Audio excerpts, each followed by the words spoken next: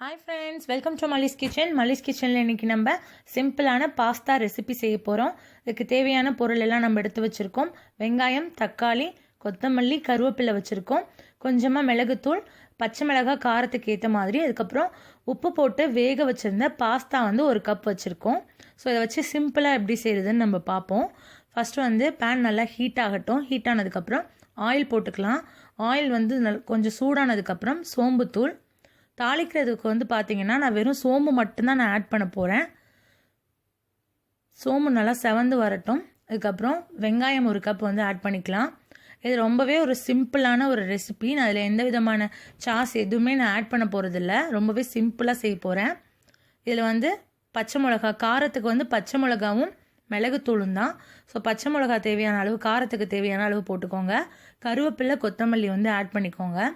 Add பண்ணிவிட்டு இதை நல்லா வதக்கிக்கோங்க. இது வதங்கினதுக்கப்புறம் நம்ம தக்காளி சேர்க்க போகிறோம். தக்காளி பார்த்திங்கன்னா கொஞ்சம் புளிப்பு சுவை கொஞ்சம் எக்ஸ்ட்ரா இருந்தால் நல்லாயிருக்கும். அதனால் நான் 2 தக்காளி கட் பண்ணி வச்சுருக்கேன். 2 தக்காளி கட் பண்ணதை போட்டு நல்லா வதக்கிக்கோங்க. நீங்கள் தக்காளி பேஸ்ட்டாக கூட அரைச்சி ஊற்றலாம். இது வதங்கிறதுக்கு தேவையான அளவு உப்பு போட்டுக்கோங்க. பாஸ்தாவுக்கு உப்பு வேண்டாம், நான் ஆல்ரெடி போட்டு தான் வேக வச்சுருக்கேன். இது வதங்கிறதுக்கு அளவு உள்ள உப்பு மட்டும் போட்டுக்கோங்க. போட்டுட்டு நல்லா மிக்ஸ் பண்ணிக்கோங்க. மிக்ஸ் பண்ணதுக்கப்புறம் இது கொஞ்சம் வதங்கிடுச்சு பாருங்கள். இப்போ இதில் நம்ம பாஸ்தா ஆட் பண்ண போகிறோம். பாஸ்தா பார்த்திங்கன்னா நான் வெறுமனே வேக வச்சுருக்கேன். நீங்கள் வேணால் கொஞ்சம் மஞ்சள் தூள் போட்டு கூட வேக வச்சுக்கலாம். இதில் போட்டு நல்லா மிக்ஸ் பண்ணுங்கள். இந்த வெங்காயம், தக்காளி மசாலா இருக்கு இல்லையா, அது ஃபுல்லாக எல்லா இதுலேயுமே ஈவனாக படுற மாதிரி நல்லா மிக்ஸ் பண்ணிக்கோங்க. இந்த மாதிரி நல்லா மிக்ஸ் பண்ணுங்கள்.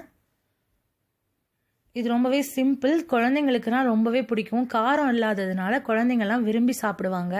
இப்போ நல்லா நம்ம மிக்ஸ் பண்ணியாச்சு ஈவனாக. இதில் காரத்துக்கு ஏற்ற மாதிரி மிளகுத்தூள் சேர்த்துக்கோங்க. மிளகுத்தூள் சேர்த்து நல்லா மிக்ஸ் பண்ணதுக்கப்புறம் ஒரு 2 to 3 செகண்ட்ஸ் நீங்கள் அப்படியே வச்சுக்கோங்க சிம்லேயே. ஏன்னா மிளகுத்தூளோட பச்சை வாசனை போகட்டும். அது வரைக்கும் நல்லா நீங்கள் வச்சுக்கோங்க. வச்சதுக்கப்புறமா நீங்கள் பவுலில் சர்வ் பண்ணிடலாம். ஸோ இப்போ பாருங்கள், நல்லா ரெடி ஆகிடுச்சு பாஸ்தா. பவுலில் மாற்றிடலாம்.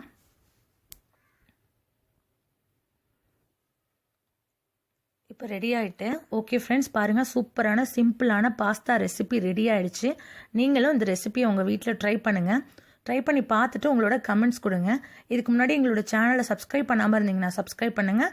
மறக்காமல் பக்கத்தில் இருக்கிற பெல் ஐக்கானை கிளிக் பண்ணுங்கள். வீடியோ உங்களுக்கு பிடிச்சிருந்துச்சுன்னா லைக் பண்ணுங்கள். உங்கள் ஃப்ரெண்ட்ஸ் கூடயும் ஷேர் பண்ணிக்கோங்க.